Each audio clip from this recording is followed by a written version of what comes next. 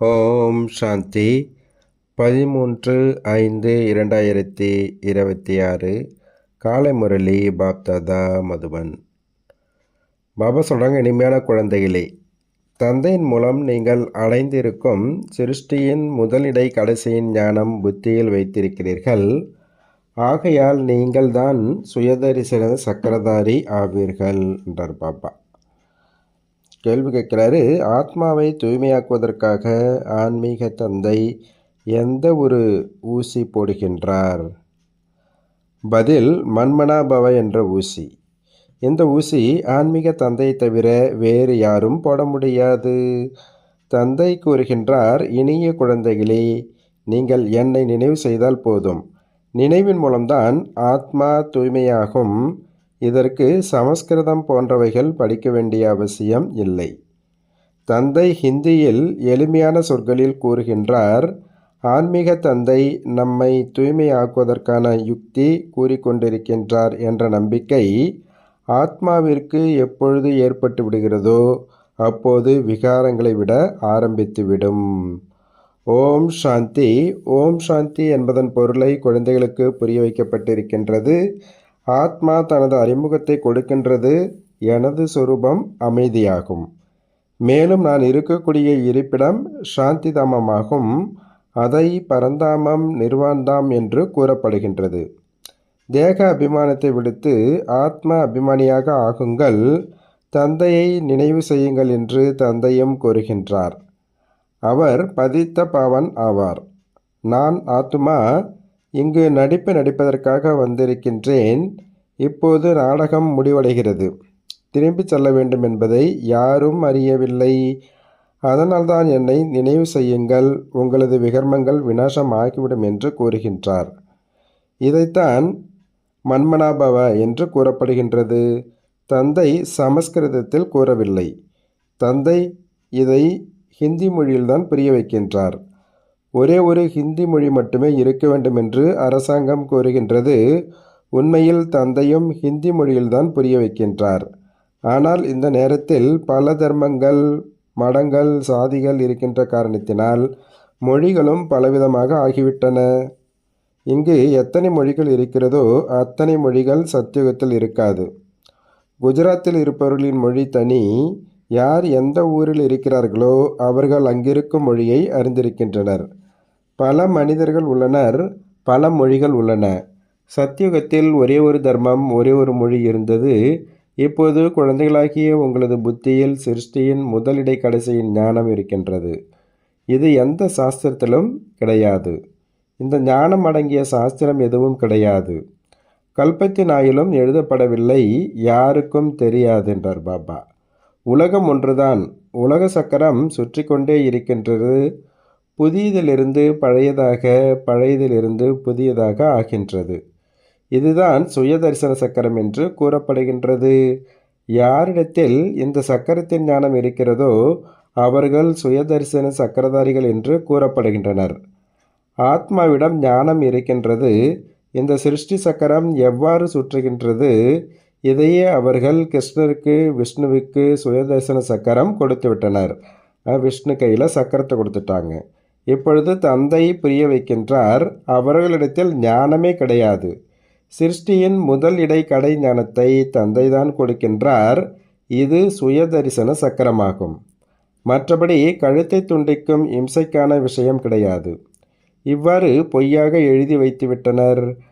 அந்த சக்கரத்தை விட்டால் அந்த எதிரிகள் அசுரருடைய கழுத்தை கட் பண்ணிட்டு வந்துடுறத காமிச்சிருக்காங்க. இந்த ஞானம் தந்தை தவிர வேறு எந்த மனிதரும் கொடுக்க முடியாது. மனிதர்களை ஒருபோதும் பகவான் என்று கூற முடியாது. பிரம்மா, விஷ்ணு, சங்கரும் தேவதைகள் என்றுதான் கூறப்படுகின்றனர். தந்தையின் மகிமை எதுவோ அது தேவதைகளுக்கும் இருக்க முடியாது. தந்தை ராஜயோகம் கற்பித்து கொண்டிருக்கின்றார்.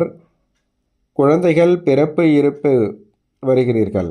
தந்தையின் மகிமை எதுவோ அதுவே குழந்தைகளின் மகிமை என்றும் கூற முடியாது. தந்தை பிறப்பு இறப்பில் வருவது கிடையாது. குழந்தைகள் தந்தையை நினைவு செய்கின்றனர். உயர்ந்ததிலும் உயர்ந்தவர் பகவான். அவர் சதா தூய்மையாக இருக்கின்றார். குழந்தைகள் தூய்மையாகி பிறகு தூய்மை இல்லாமல் ஆகின்றனர். தந்தையோ எப்போதும் தூய்மையாகத்தான் இருக்கின்றார். தந்தையின் ஆஸ்தியும் குழந்தைகளுக்கு அவசியம் வேண்டும். ஒன்று முக்தி வேண்டும், மற்றொன்று ஜீவன் முக்தி வேண்டும். சாந்திதாமம் முக்தி என்றும் சுகதாமம் ஜீவன் முக்தி என்றும் கூறப்படுகின்றது. முக்தி அனைவருக்கும் கிடைக்கின்றது. யார் படிக்கிறார்களோ அவர்களுக்கு ஜீவன் முக்தி கிடைக்கும். பாரதத்தில் ஜீவன் முக்தி இருந்தது. மற்ற அனைவரும் முக்திதாமத்தில் இருந்தனர். சத்யுகத்தில் ஒரே ஒரு பாரத கண்டம் மட்டுமே இருந்தது. லட்சுமி நாராயணனின் ராஜ்யம் இருந்தது. அனைத்தையும் விட லட்சுமி நாராயணன் கோயில்தான் அதிகம் உருவாக்குகின்றனர் என்பதை பாபா புரிய வைத்திருக்கின்றார். பிர்லா கோயில் உருவாக்குகின்றார் எனில் லட்சுமி நாராயணனுக்கு ராஜ்யம் எங்கிருந்து கிடைத்தது, எவ்வளவு காலம் அவர்கள் ராஜ்யம் செய்தனர் என்பது அவருக்கு தெரியாது. பிறகு எங்கு சென்று விட்டது என்று எதுவும் தெரியாது. ஆக பொம்மை பூஜை ஆகிவிடுகிறது அல்லவா? இதுதான் பக்தி என்று கூறப்படுகின்றது. நீங்களே பூஜைக்குரியவர்களாகவும் நீங்களே பூஜாரிகளாகவும் ஆகின்றீர்கள். பூஜைக்குரிய நிலை மற்றும் பூஜாரி நிலை இரண்டுக்கும் அதிக வேறுபாடுகள் உள்ளன. அதற்கும் பொருள் இருக்கும் அல்லவா? யார் விகாரிகளாக இருக்கிறார்களோ அவர்கள்தான் பதித்தமானவர்கள் என்று கூறப்படுகின்றனர். கோபப்படுபவர்களை பதித்தம் என்று கூறுவது கிடையாது. யார் விகாரத்தில் செல்கிறார்களோ அவர்கள்தான் பதித்தமானவர்கள் என்று கூறப்படுகின்றனர். இந்த நேரத்தில் உங்களுக்கு ஞான அமிர்தம் கிடைக்கின்றது. ஞான கடலானவர் ஒரே ஒரு தந்தையாவார். இந்த பாரதம்தான் சதோ பிரதானமாக உயர்ந்தலும் உயர்ந்ததாக இருந்தது. இப்பொழுது தமோ பிரதானமாக இருக்கின்றது. இது உங்களது புத்தியில் இருக்கின்றது என்பதை தந்தைதான் புரிய வைத்திருக்கின்றார். இங்கு எந்த ராஜ்யமும் கிடையாது. இங்கு பிரஜைகளின் மீது பிரஜைகளின் ராஜ்யம் நடக்கின்றது. சத்தியுகத்தில் மிகவும் குறைவானவர்கள்தான் இருப்பார்கள். இப்பொழுது எத்தனை பேர் இருக்கின்றார்கள்? விநாசத்திற்கான ஏற்பாடும் நடந்து கொண்டிருக்கின்றது. டெல்லி பரிஸ்தானக, அதாவது தேவதைகள் வாழும் இடமாக ஆகியே தீர வேண்டும். ஆனால் இதை யாரும் தெரியவில்லை. இது புதுடெல்லி என்று அவர்கள் நினைக்கின்றனர். இந்த பழைய உலகை மாற்றக்கூடியவர் யார் என்பது யாருக்கும் தெரியாது. எந்த சாஸ்திரங்களும் கிடையாது. புரிய வைக்கக்கூடியவர் ஒரே ஒரு தந்தையாவார். இப்போது குழந்தைகளாகிய நீங்கள் புது உலகிற்கான ஏற்பாடு செய்து கொண்டிருக்கின்றீர்கள். சோழியிலிருந்து வைரம் போன்று ஆகிக் கொண்டிருக்கின்றீர்கள். பாரதம் எவ்வளவு செல்வமிக்கதாக இருந்தது. வேறு எந்த தர்மமும் கிடையாது. இப்பொழுது பல தர்மங்கள் உள்ளன. இப்பொழுது கருணை உள்ளமுடைய தந்தையை நினைவு செய்கின்றனர். பாரதம் சுகதமமாக இருந்தது என்பதை மறந்துவிட்டனர். இப்பொழுது பாரதத்தின் நிலை எப்படி இருக்கின்றது? இல்லையெனில் பாரதம் சொர்க்கமாக இருந்திருக்கும். தந்தையின் ஜென்மபூமி அல்லவா? ஆக நாடகப்படி அவருக்கு கருணை ஏற்பட்டு விடுகிறது. பாரதம் பழமையான தேசமாகும். கிறிஸ்து பிறப்பதற்கு 3000 ஆண்டிற்கு முன்பு பாரதம் சொர்க்கமாக இருந்தது. வேறு எந்த தர்மமும் கிடையாது என்று கூறவும் செய்கின்றனர். இப்பொழுது இந்த பாரதம் தலைகீழாக இருக்கின்றது. நமது தேசம் பாரதம் அனைத்தையும் விட உயர்ந்ததாக இருந்தது என்று பாடுகின்றனர். பெயரே சொர்க்கம் என்று இருந்தது. பாரதத்தின் மகிமையும் யாருக்கும் தெரியாது. தந்தை வந்துதான் பாரதத்தின் கதையை கூறுகின்றார். பாரதத்தின் கதை என்றால் உலகத்தின் கதையாகும். இது சத்தியநாராயணின் கதை என்று கூறப்படுகின்றது. முழு 5000 ஆண்டிற்கு முன்பு பாரதத்தில் லட்சுமி நாராயணனின் ராஜ்யம் இருந்தது. அவர்களது சிலைகளும் இருக்கின்றன என்பதை தந்தைதான் அமர்ந்து புரிய வைக்கின்றார். ஆனால் அவர்களுக்கு இந்த ராஜ்யம் எப்படி கிடைத்தது? சத்தியுகத்திற்கு முன்பு என்ன இருந்தது? சங்கமத்திற்கு முன்பு என்ன இருந்தது? கலியுகம். இது சங்கமயுகமாகும். இதில்தான் தந்தை வரவேண்டியிருக்கின்றது. ஏனெனில் பழைய உலகை புதியதாக ஆக்க வேண்டும் என்பதற்காக, பதித்த உலகை பாவனமாக்குவதற்காக நான் வரவேண்டியிருக்கின்றது. பிறகு என்னை சர்வவியாபி என்று கூறிவிட்டீர்கள். யுகத்திற்கு யுகம் வருகின்றார் என்று கூறியதால் மனிதர்கள் குழப்பமடைந்து விட்டனர். சம்பவாமி யுகே யுகேன்னு சொல்லி வச்சுட்டாங்க. அதனால் மனிதர்கள் குழப்பம் அடைஞ்சிட்டாங்கன்றார் பாபா. சங்கம யுகத்தை நீங்கள் மட்டுமே அறிவீர்கள். நீங்கள் யார் என்பதை பலகையில் எழுதியிருக்கின்றீர்கள். பிரஜாபிதா பிரம்மா குமார் குமாரிகள் என்று. பிரம்மாவின் தந்தையார் சிவன், உயர்ந்ததிலும் உயர்ந்தவர். இரண்டாவது பிரம்மா. பிறகு பிரம்மாவின் மூலம் படைப்புகள் படைக்கப்படுகின்றனர். பிரஜாபிதா என்று அவசியம் பிரம்மாதான் கூறப்படுகின்றார். சிவனை பிரஜாபிதா என்று கூறுவது கிடையாது. அனைத்து ஆத்மாக்களுக்கும் தந்தையானவர் நிராகாரமான சிவன் ஆவார். பிறகு இங்கு பிரஜாபிதா பிரம்மாவின் மூலம் தத்தெடுக்கின்றார். நான் இவரிடத்தில் பிரவேசமாயிருக்கிறேன் என்று தந்தை புரிய வைத்திருக்கின்றார். அவர் மூலமாக நீங்கள் வாய் வழி பிராமணர்களாக ஆகியிருக்கின்றீர்கள். பிரம்மாவின் மூலம்தான் உங்களை பிராமணர்களாக ஆக்கி பிறகு தேவதைகளாக ஆக்குகின்றேன். இப்பொழுது நீங்கள் பிரம்மாவின் குழந்தைகளாக ஆகியிருக்கின்றீர்கள். பிரம்மா யாருடைய குழந்தை? பிரம்மாவின் தந்தைக்கு ஏதாவது பெயர் இருக்கிறதா? அவர் நிராகாரமான தந்தை சிவன். அவர் இவரிடத்தில் பிரவேசம் செய்து தத்தெடுக்கின்றார். வாய் வழி வம்சத்தினர்களை உருவாக்குகின்றார். நான் இவரது பல பிறவிகளின் கடைசியில் பிரவேசம் செய்கின்றேன் என்று தந்தை கூறுகின்றார். இவர் என்னுடையவராக ஆகிவிடுகின்றார். சந்நியாசம் செய்கின்றார். எதை சந்நியாசம் செய்கின்றார்? 5 விகாரங்களை. வீடு வாசலை விட வேண்டிய அவசியமில்லை. இல்லற மார்க்கத்தில் இருந்து கொண்டே தூய்மையாக இருக்க வேண்டும்.